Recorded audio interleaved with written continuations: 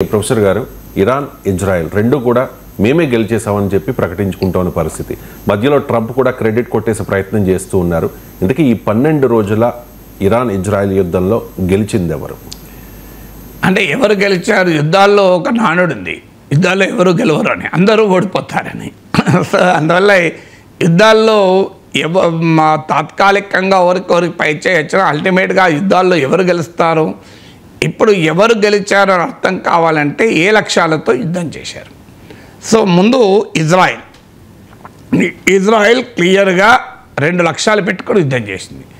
ఒకటి, ఇరాన్ అణుబాంబుల నుంచి ఇజ్రాయెల్ ఉనికికి మనుగడకు ప్రమాదం, అందువల్ల ఇరాన్ అణుబాంబు తయారు చేసే సామర్థ్యాన్ని పూర్తిగా తుడిచిపెట్టేస్తాం. ఇది ఇజ్రాయెల్ లక్ష్యం 1. ఈ లక్ష్యాన్ని సాధించిందా? ఎస్. ఇజ్రాయెల్ కోరిక మేరకు అమెరికా దాడి చేసింది.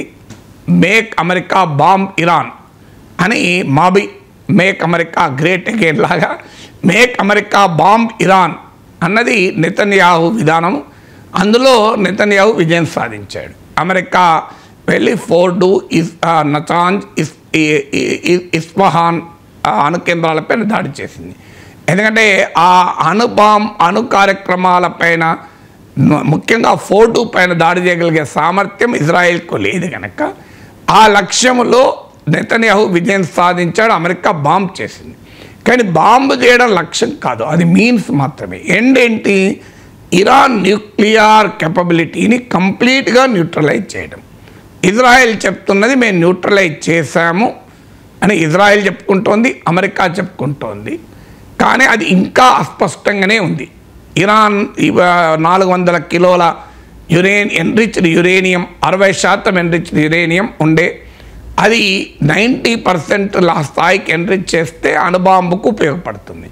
సో దాన్ని ముందే తరలించారని వార్తలు వస్తున్నాయి. నిన్న కూడా వైస్ ప్రెసిడెంట్ జేడీ వ్యాన్స్ ఏబీసీకి ఇచ్చిన ఇంటర్వ్యూలో ఈ మిస్సింగ్ యురేనియం గురించి మాట్లాడాడు. సో ఆ మిస్సింగ్ యురేనియం కథ అలాగే ఉంది.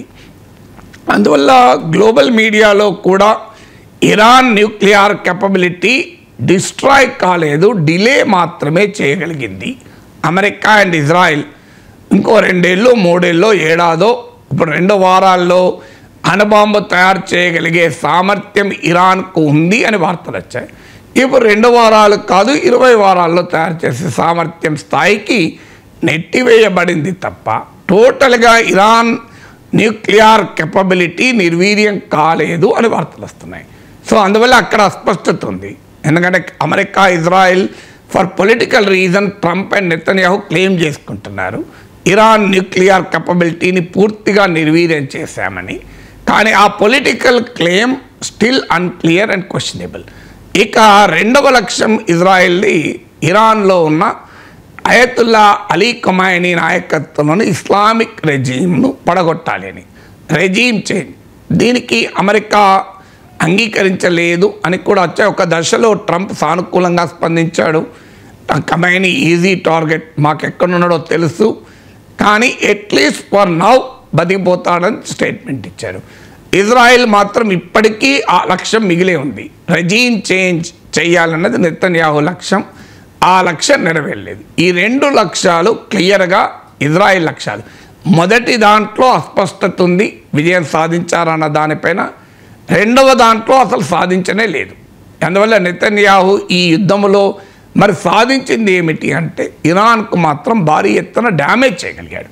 3వ లక్ష్యం ఉంది, ఇరాన్ బ్యాలిస్టిక్ మిసైల్ కెపాబిలిటీని నాశనం చేయాలని. అక్కడ కొంత నష్టం కలిగించారు తప్ప నాశనం చేయలేదన్న దానికి ఉదాహరణ ఇజ్రాయెల్ దాడుల తర్వాత ఇరాన్ మీకు ఖతార్లో ఉన్న అమెరికన్ ఎయిర్బేస్ పైన మిసైల్స్ ప్రయోగించింది. అంటే అర్థం ఏంటి?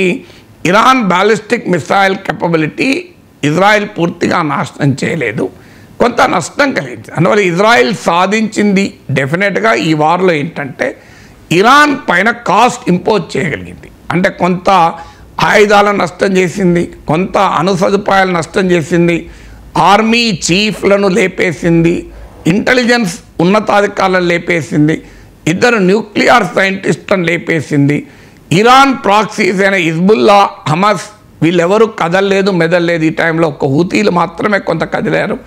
ఆ రకంగా ఇరాన్కు భారీగానే నష్టాన్ని అయితే ఇజ్రాయెల్ కలిగించింది. నష్టాన్ని కలిగించిన మాట నిజం, కానీ భారీగా నష్టం కలిగించిన ఇజ్రాయెల్ యుద్ధ లక్ష్యం కాదు.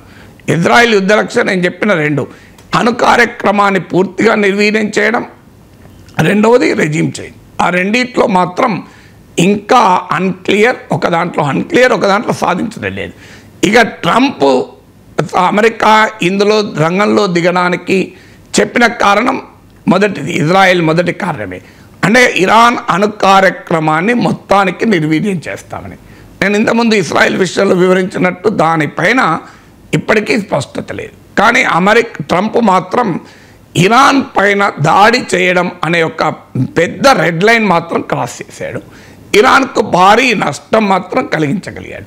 సో అందువల్ల ఇజ్రాయెల్కైనా అమెరికాకైనా ఆ మేరకు వ్యూహాత్మకంగా ఇరాన్ను బాగా నష్టం కలిగించామన్నారు, కానీ యుద్ధ లక్ష్యాలు నెరవేరలేదు. ఇక ఇరాన్ సాధించింది ఏంటి? తన న్యూక్లియర్ ఫెసిలిటీస్కు నష్టం ఆపలేకపోయింది, కానీ నాశనాన్ని కాకుండా ఆపుకోగలిగింది. రెండవది, రెజీమ్ అయితే ఇప్పటి వరకు కాపాడుకోగలిగింది అధికార వ్యవస్థను. ప్రజల్లో అంతకుముందు అన్పాపులర్గా ఉన్న ఇస్లామిక్ రెజీమ్ ఈ దాడి తర్వాత మరింత బలపడింది ఒక రకంగా. ఎందుకంటే ప్రజల్లో ఇప్పుడు ఆ అన్పాపులర్ అంశం ముందుకు రాదు. అలాగే ఇరాన్ మాత్రం కొంత భారీగానే దెబ్బతిన్న మాట నిజం. సో భారీగా దెబ్బతిన్న ఇరాన్ అంటే కంప్లీట్గా నాశనం కాకుండా కాపాడుకోగలిగింది, బట్ భారీ నష్టాన్ని తప్పించుకోలేకపోయింది. అందువల్ల ఈ ముగ్గురు ప్లేయర్లకు కూడా ఈ 12 రోజుల యుద్ధంలో ఏం సాధించారు అంటే మౌలిక యుద్ధ లక్ష్యాలు సాధించలేకపోయారు, కానీ ప్రత్యర్థి పైన భారీగా నష్టాన్ని మాత్రం కలిగించగలిగారు. అది అమెరికా, ఇజ్రాయెల్ సాధించింది. ఇరాన్ సాధించింది తమ శత్రువుల యుద్ధ లక్ష్యాలను నెరవేరకుండా అడ్డుకోగలిగింది, కానీ భారీ నష్టాన్ని తప్పించుకోలేకపోయింది.